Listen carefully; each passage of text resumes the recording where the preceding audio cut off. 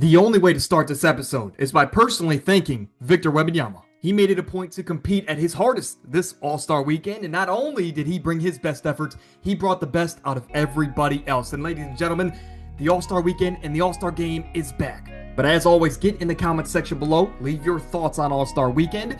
And today, I want to recap everything that happened and give you the good, the bad, and the ugly.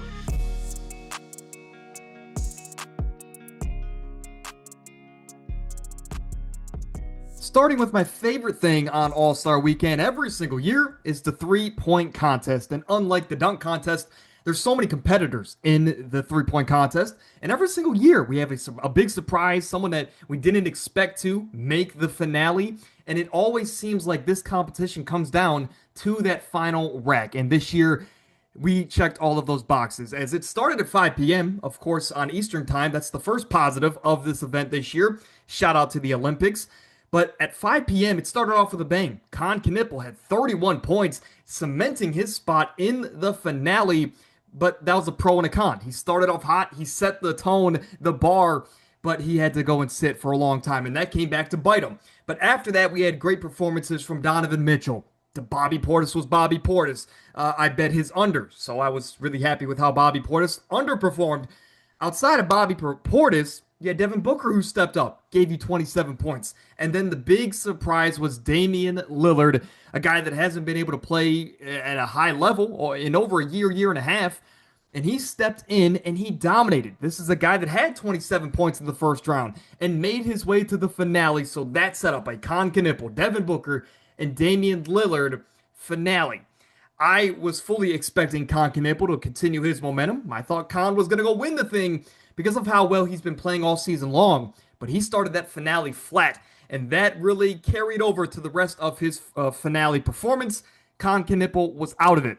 Then came Damian Lillard. Damian Lillard had his best round yet, 29 points. And hey, he really set the bar pretty high because Devin Booker came up, and he almost got there. He was in striking distance going into his last rack, but Devin Booker couldn't finish the deal. He had two shots to win it all, and of course, he didn't get it done.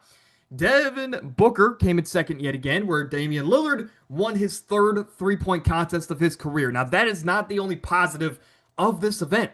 The biggest positive of this event was the fact that Stephen Curry in the pre-show announced that next year, he is 100% in this competition. They're going to try and get Klay Thompson back in it. They're going to get Devin Booker back in it, as next year it's in Devin Booker's backyard. Next year's going to be fun. But again, this is always my favorite part of All-Star Weekend, especially as the All-Star game has kind of trickled down over the years. But all in all, it was a great event. It was very fun top to bottom. And Damian Lillard kind of shocked us all by winning it after not really being on a basketball court at a high level for about a year and a half. There were a lot of pros and cons to the shooting skills event, shooting stars event, whatever you want to call it. First off, I like the format. I like this more than the team skills challenges that they were doing in years prior where, you had to do the bounce pass, then you had to do a layup, and you had to run up and down. Some players just didn't take that seriously. In this shooting event, players don't have to run all around. All they have to do is jog to a spot, catch the ball, and shoot it. So I think the intensity is there from these players where they do take it seriously. And of course, you can see that on the court, especially this year. However, I hate the celebrity involvement, especially if you want to bring a guy like Drewski into the mix, where he just doesn't take anything seriously. It gets to a point where Drewski was holding that young team back of Scotty Barnes and company, where they didn't really have a fair chance to go and win it all because Drewski was delaying the passes. He was throwing them 50 feet over Scotty Barnes' head, where that team didn't have a fair shake at things, and that was the only negative for me in this entire event. But as far as Team Knicks, Jalen Brunson didn't look the greatest at all All-Star Weekend. Cat had good performances, and Allen Houston, my goodness, that jumper still looks silky smooth, and he honestly carried the Team Knicks at points in this challenge, especially in the first round. But ultimately, it was a great, fun event that they wanted to throw in here between the dunk contest and the three-point contest.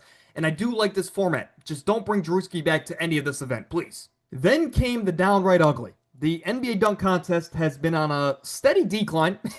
Really, maybe that's even a nice way to put it. It's been on a bit of a rapid decline, really, over the last decade. But This year was an all-time low. Not only did we have players forgetting the rules in Carter Bryant, we had Jackson Hayes doing warm-up dunks. Kashad Johnson, the winner of the event, won the event with doing a basic windmill. Now, I'm not going to say that I can go out there and even dunk the ball regularly, but what I will say is that to have these top-tier athletes go out there and just do dunks that are good enough to move them on, they're not really there for the showmanship of it.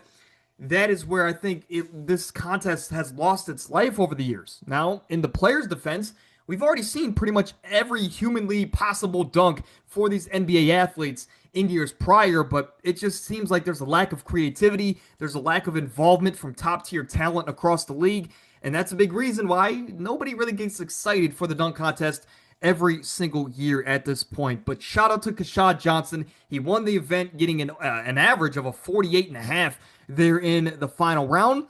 But that's really it, man. This was overall an ugly event, and you really could have missed it, and you're not missing much. But moving on to the star of the weekend, and no pun intended, but this was a great, maybe the best part of the entire weekend. In fact, I will say it was the best part of the entire weekend. As in years prior, just like the dunk contest, involvement from some of these star players where they'll play one quarter and really sit out the rest. They've been experimenting with this all-star format, but this year I think because of one player specifically bringing the best out of everybody else, we saw a different all-star game this year, and we saw a lot of intensity. We saw the games come down to the wire, and players actually cared about this event, which is what made it fun. This year, it started with Wemby. In that first game where the Stars took on Team World, Wemby got off to a bang. He scored 6 points in the first couple minutes of the entire event. It came down to the wire where Team Stars got hot late. It went to overtime, and then Scotty Barnes took the team home as he knocked down the game-winning three-pointer. But for this event to not only start with the intensity of a Victor Wembanyama being matched by Team Stars, it went to overtime. It came down to the last couple possessions. And, of course, there's just not much of a better ending. But overall, it was a great start to the All-Star Weekend, and it was just a preview of what was to come. Next up, we had Stars staying on the court, and they would play Team Stripes, the veteran All-Stars across the league, guys like LeBron, of course, Kevin Durant, yeah, Kawhi Leonard, who I thought was going to have a big-time game in Game 2. So the first game that Team Stripes played, but I was wrong by a wide margin because this game was highlighted by Cade Cunningham and Jaylen Brown, both having 11 points for their respective teams. But ultimately, Team Stripes seemed to really just control this game from start to finish. Team Stars made it interesting late, but Team Stripes got up, I think, 5 or 6 points in the last minute and cruised to a victory in that regard. Ultimately, this game was fun. It wasn't the best game, but definitely wasn't the worst. This was good overall from start to finish. But here was the highlight of the entire weekend. We had Team World getting off of a game's rest, taking on Team Stripes, who were looking to go 2-0 and advance their way to the finale. Victor Wembanyama wanted this game, right? Victor Wembanyama and this team wanted to win this game, of course, to stay alive for the finale. But especially without Jokic, with Luka playing in this game, we saw a different side of Wemby. He came out aggressive even more so than he did in the first game. He had 19 total points, and they went to him a lot there at the end of the game. But he just wasn't enough because Kawhi Leonard, in a shortened 12-minute quarter game, had 31 points, and he had one of the greatest hot streaks that we've seen in All-Star history.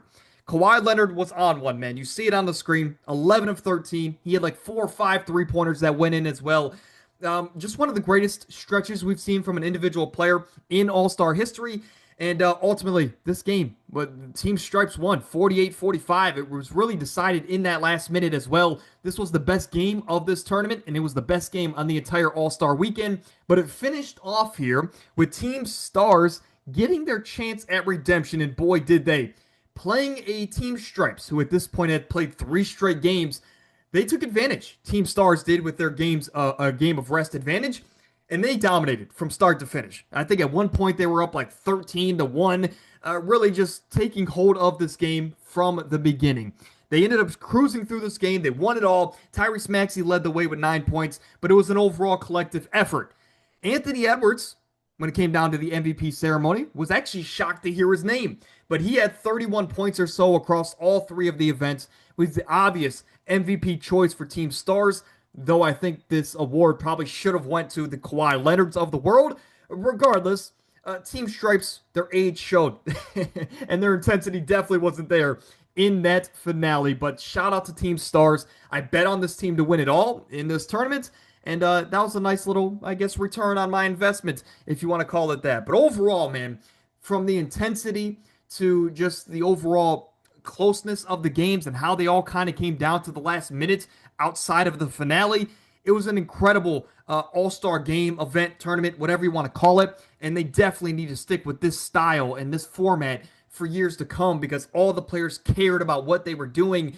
And if all of this is because of Victor Wembanyama, then boy, we're lucky as NBA fans because Victor Wembanyama's definitely going to continue to bring this intensity year in and year out and hopefully set the tone for the next generation to continue that whenever he decides to hang it up, again, 15 years down the line. But the All-Star Weekend was refreshingly exciting to watch, and it wasn't just a snooze fest like many, many years prior to this year's event. That's it, man. The good, the bad, the ugly. Not too many uglies outside of the dunk contest in the finale of the All-Star event. However, there was a lot of highs this year, and next year it looks like it's only going to get better from the intensity, from the player involvement of star players like a Stephen Curry, Klay Thompson. Hopefully Giannis and Shea are healthy at that point for next season because the games are only going to get better. But that is it, man. Get in the comment section below and let me know your thoughts on All-Star Weekend. What were your favorite moments? What were your down moments? And what are some things that you think we could change to All-Star Weekend to spice things up? Maybe get rid of the dunk contest? Regardless, let me know in the comment section below.